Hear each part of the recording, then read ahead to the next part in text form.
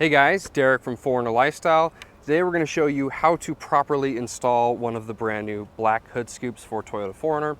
So if you have one of the TRD models, you'll have this hood scoop right here, and at the front end you have this plastic piece. Now these are not real hood scoops, they're just for looks, but we're going to show you how to replace this factory OEM one with one of our black ones. Just looks a lot better. Okay, so we have three color options. Now it's kind of hard to tell on camera. In person it's a little bit easier to see, so I'm going to try and move these so you guys can see them a little bit better. On the left we have a carbon fiber, in the middle we have a matte black, and on the right we have a gloss black. So here's a little bit closer look at this carbon fiber one. It's very shiny, has a pretty standard carbon fiber look. Then we have the matte black option. This is just a standard matte black. It's not shiny, not reflective. And then finally we have a gloss black. This is a pretty standard automotive gloss black, so if you have any other kind of black gloss going on your 4Runner, this is probably going to be the best match. Now today we are specifically going to install this carbon fiber one, and we'll show you how to install these properly. So the install is super straightforward. If we flip this around to the back, you can see pretty much what we're going to be doing. There are 3 clips that come with this replacement, as well as a hardware kit. Now there is hardware and clips attached to the OEM one. If you wanted to, you could still just use the hardware from the OEM hood scoop, but we do provide this hardware, so you don't need to keep it if you don't want to. Taking a look at the back, you guys can already see there are 4 positions here that require hardware to mount it, and then 3 clips. So all we need to do is access the hood scoop first by pulling the firewall back. Once that's out of the way, we go ahead and we remove the hardware by unscrewing it. After that's done, we just pop these clips out. When all that's said and done, this one will just pop into place exactly like the OEM one did. Now, for those of you who are worried that this might cause any kind of water leaking or anything like that, there is a gasket you can see that's pre-installed on these when you get them. So they do seal, they are watertight. You're not going to have any issues with any kind of weather or anything leaking in there. All right, so the first thing you need to do is pop your hood. Now with the hood up, the very first thing you're going to notice is that you have this protectant that's preventing you from accessing those bolts and those clips I was talking about earlier. So we do have to remove this just enough to get it out of the way. So this is going to be a little bit tricky, just a heads up. There are pry tools out there that are better than this one. This is the only one we have on hand right now, so this is what we're going to use. What I would recommend is the ones that have those 2 prongs, because there are 4 clips we need to take out. There's one here, 2 in the middle, and 2 on this side. In order to get behind them, you just put the pry tool back in, and you need to be able to pull them straight out. The reason why I recommend the one with prongs is these are really easy to break, and if you break them, you can't reinstall them, so you're just going to have this loose trim. So highly recommend you use a proper pry tool. We're going to go ahead and use this one today. It's going to take us a second to get it off because we're not using the proper tool, but then once this is off, I'll show you guys how to continue the install.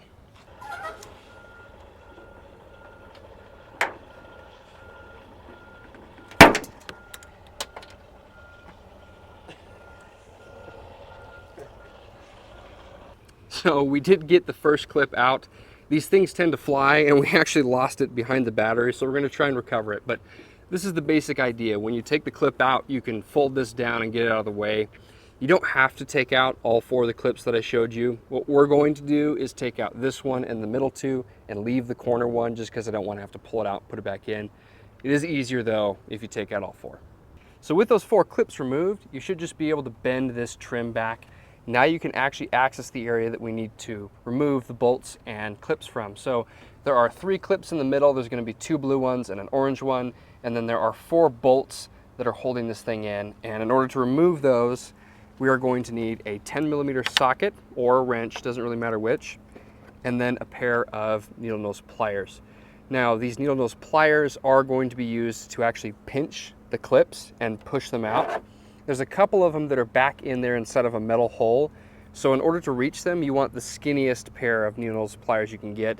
These ones that I'm working with right here are actually just a little bit too big for this, but they'll still work. So if you have a really small pair of long, thin needle nose pliers, that will work a lot better.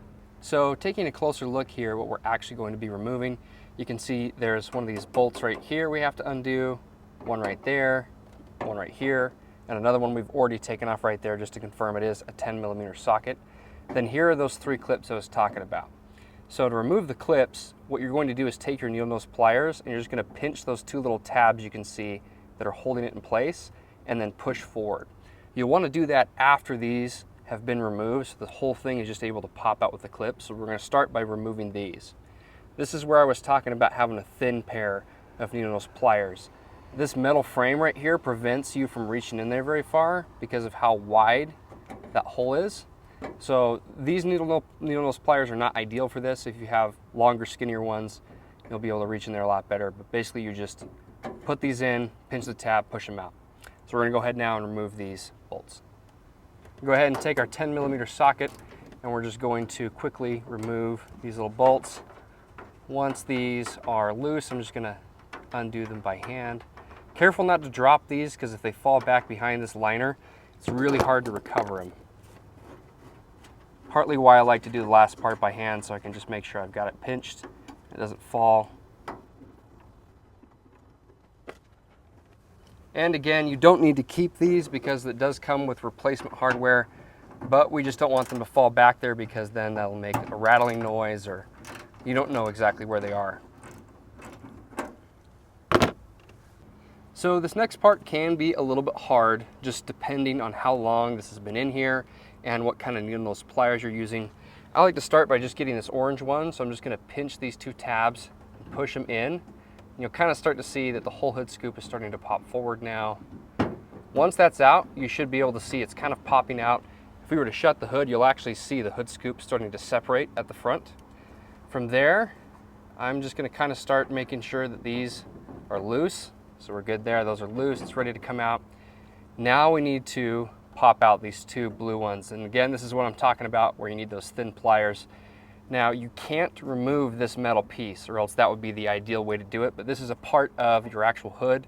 So that can't be removed to get it out of the way, at least not any simple way I'm aware of. So we're gonna go ahead and feed these needle nose pliers up and I'm gonna try and get those pins depressed and push it out.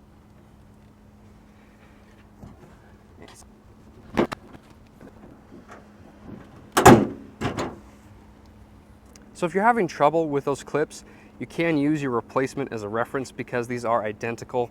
So looking at this one now, you can actually see that we already have these replacement clips. So if you have to break the factory OEM ones, it's not really that big of a deal because it does come with replacements. So those two that are really hard to remove are these two blue ones. If you actually take a look at them, I would just do this before you try to install or uninstall your factory one, is just take this one and take these needle nose pliers and just kind of see how it actually works. Because once you go to do it, basically you're just putting those two pliers through that hole and then you're pinching these two tabs down on the side. Once those two tabs are down, the whole thing pops out. So again, if you break the OEM ones, not a big deal because it does come with replacements. So with all of that stuff removed, this whole thing should just come right out. So we're gonna go ahead and grab it. And there we go. There are two tabs in the back right there, so just be mindful of that. Pull it forward a little bit, and then those will just roll out. You can see the tabs right there. So here is our carbon fiber replacement. It does not have the hardware installed, so we're gonna go ahead and install the hardware first. Once that's installed, we can go ahead and insert it into the car. So with the two of them sitting right here, we do include this little baggie of hardware. As I mentioned, you can transfer the hardware from your OEM one. The one thing I have noticed in the past is that sometimes these don't quite fit the way they need to because there's this little extra circular piece on the bolts that come factory. So I'm not sure if that's on all models or just a few of them, the few that I've done. Either way, we include the hardware. What you're going to do is take it out of the baggie. You can leave the nuts in there, just remove the bolts. So the bolts have this nice tiny little square piece at the bottom, and there are slots on the replacement. So you can see there's one here, one there. All you're gonna do is take that square piece, line it up with a track on the side, slide it in just like that so it's installed. And these will be a little bit loose, but they just sit in there like that, that's fine. So you're just gonna install all four of those onto the new hood scoop first. And once you have all four of these installed on your new hood scoop, you're ready to go ahead and put it in the hood. All right, so with all that hardware installed, we're just gonna go ahead and install it. Just make sure these two little lip pieces right here, you're gonna pop those up under the hood first, and then you should be able to just kind of slide it into position. I'm just gonna get low so I can see where the bolts go. Once that's all the way under that lip, get these to where those bolts line up.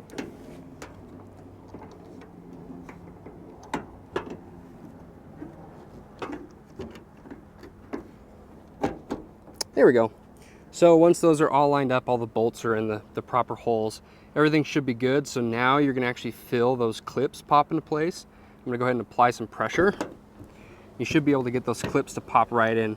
They're not usually very loud like you would expect. They're pretty quiet when they actually get inserted, so you might not hear a click. That's okay. You'll just wanna look on the underside and you'll see that those little two tabs have expanded and you'll be fine. So as you guys can see, I didn't quite get the tabs on this orange one. So luckily there's a little tab on the front you guys can grab and you can just pull that forward. There we go. I just saw those two little teeth pop out and we're good to go on that one. You can do the same thing with the blue one. Grab that little tip, pull it forward. That one's now properly installed. And I think I got this one actually. Yep, that one's good to go. Now your clips are installed. We're just gonna go ahead and install the nuts with the hardware kit that it came with. Same thing, 10mm. You can just go ahead and start threading them on by hand, and then we'll tighten them down with the socket wrench.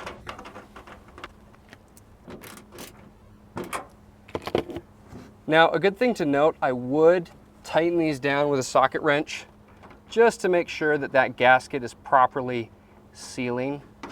You shouldn't have any issues, but we just always recommend don't just do it hand tight. Make sure you actually use a socket wrench and get it just tight enough that it's not going to come loose.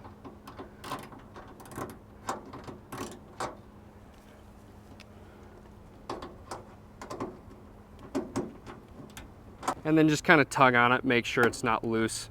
And then of course, if you tighten those bolts down properly, you should be good. So from here, all we need to do is put this liner back. So we're just gonna take those same 4 clips that we removed, put the liner back into position, pop those clips in, and then that's pretty much it.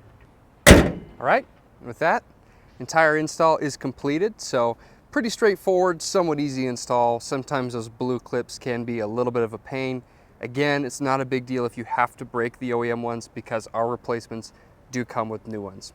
Now, I'm gonna hold on to my factory one just because if I wanted to switch back to it at any point in time, I can. It's pretty straightforward, easy install. If you guys wanna check these out or buy some for yourself, again, we have 3 color options and we have a ton of these things in stock here in our Utah-based warehouse.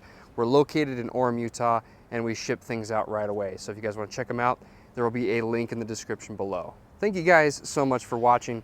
If you guys want to see more videos like this, make sure to subscribe and follow our channel. We're gonna have a lot of installs and other trail related stuff.